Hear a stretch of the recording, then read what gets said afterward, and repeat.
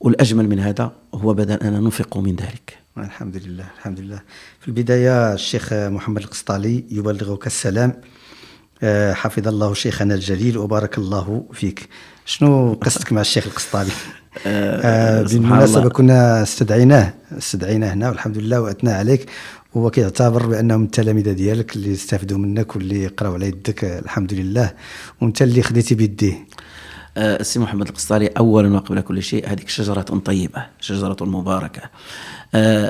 لما قدر الله علي أن أكون في الحي اللي هو نشأ فيه سيدي محمد القسطالي ونشأ فيه قراء آخرون، هذاك الوليد منذ نشأته فهو قرآنيون، يعني منذ طفولته وهو فيه أخلاق متميزة على جميع التلاميذ وجميع الطلبة الذين كانوا يعني يدرسون القرآن معي في مسجد السبيل في حي حمارة هنا في الدار البيضاء.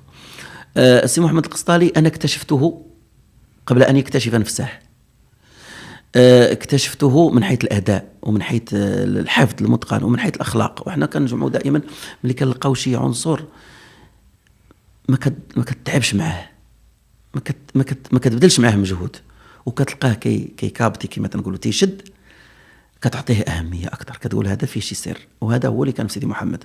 سيدي محمد القسطالي سبحان الله، أنا كنفتخر أنني هذيك النماذج مرت من قدامي وانا ما درتش معاه شي مجهود كبير، وهو من الطيبوبه ديالو ومن الاخلاق ديالو تيقول لهم شيخي وكذا، وانا كنعتبره هو شيخي بصراحه يتكلم عنك بواحد لا غير المحبه. دابا المحبه ديالو هو اللي كتخليه يقول اكثر مما هو فيا، ولكن انا كنعترف بان سيدي محمد القسطالي من الشيوخ الكبار ومن الطلبه المتميزين، وانا لي الشرف انني ساهمت معه وساعدته في الاول ووجهته، لانه كان في ميدان التوجيه، كان في السن ديال التوجيه، وانا كنت كندير لهم واحد، لان انا داك الشيء اللي نفقت عليهم انا اصلا غير وارثه، نفقت انا خديته غير من الشيوخ ديالي.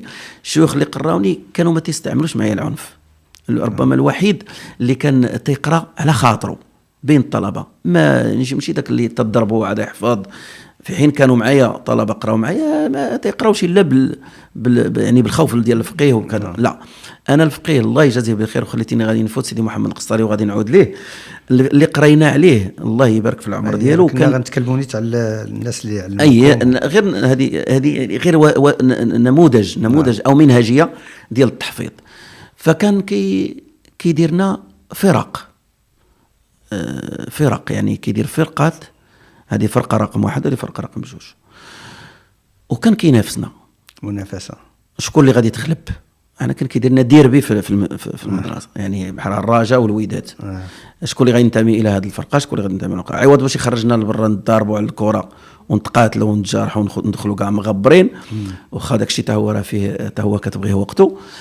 لا، كيدير لنا ديك التنافسيه غير في الحفظ، يلا اللوح كتسمع الراق العافيه نايضه، شكون اللي غادي يسبق، لان الى المعدل ديال 10 مثلا في هادو عرضوا فيهم 7 ولا 8 كنسموا ربحنا هادو، الاخرين خصهم ما يفوتونا الا كنا 10 خصنا يكونوا 9 8 ولا 7 6 ولا.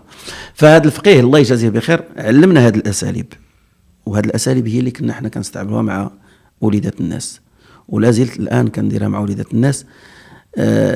يعني بديك الطريقه ديال الحب، ان نخلي الطالب يحبك يبغيك، ماشي داك الخلع يخاف منك. احنا فعلا عشنا مع شيوخنا هذاك الهيبه وداك الخوف، ولكن كنظن احنا في واحد الزمان اللي ما بقاتش هذه الهيبه، ما بقاش هذا الخوف، ما بقاش كيفيد، لا يفيد، وربما ما بقاش هذاك الاسلوب، ما بقاش حاليا، ما بقاش لانه الوقت فرضت نفسها وكذا. نرجع الذاكره ان الفقيه ملي دارنا فرق اش ولا كيدير لنا، غيدخلنا قال لك من التاريخ ما يضحك، غيدخلنا لواحد القضيه كيجمعنا فرق بجوج، وكيبدا يحكي لنا على الحرب الالمانيه.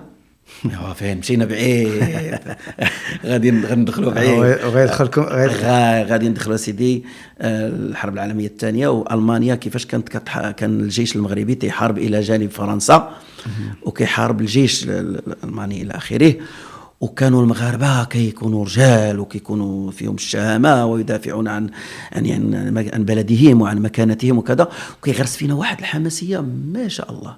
يعني احنا صغار في سن ديال 7 سنين 8 سنين كان كيحط لنا فيلم خيالي وكيبقى يحكي لنا، وحنا كنتخيلوا داكشي الدبابات والطائرات والحرب وكذا والمغرب والمغاربه وكذا، وكيزرع فينا واحد الحب وطني اللي احنا الان كنتمنى من الله عز وجل انها تعود المنهجيه الى غرس الوطنيه وحب الوطن في الابناء ديالنا، لان هذه من الاساسيات ديال النجاح ديال كل شيء. هذا موضوع اخر.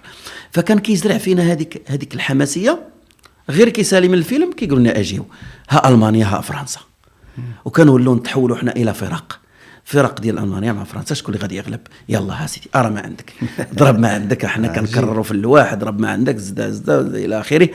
الهدف من هذا الشيء كله والله يجازيه بخير هو اننا نستافدوا واننا نحفظوا وانا ما نتعبوش هو، لان لا بغى يدير معنا ديك ما فهذا الاسلوب هو اللي نقلته انا مباشره لما بديت كنقري سيدي محمد القسطالي. فعلا هو تكلم على هذا الموضوع، قال لك بانه الطريقه ديالته كانت خاصه واشاد بالطريقه عندك. كنا اتصور الفقيه تيقريهم الاسبوع كله، ونهار الحد كنطلب واحد السيد كيعطينا التيران نلعب معاهم كره، كانوا لي اما حارس واما لاعب مع شي فرقه، كانوا لي دري بحالهم، كيطيحني واحد وكنطيح الدراري الصغار كان سميتو، كانوا كيحيد داك الهيبه ديال الفقيه، ما كايناش الريحه ديالها، كانوا لي واحد من دوك التلاميذ يعني. وفي الاخر ملي كان لبس جلابتي ولا القميص ديالي وكانوا ثاني كنجلسوا وكنديروا.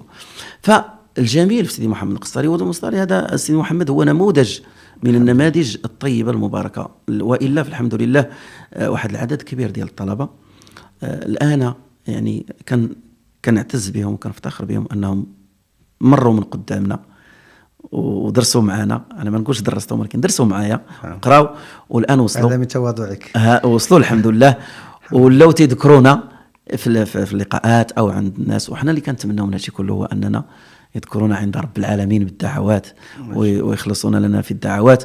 ومن هنا كنوجه رساله لجميع الطلبه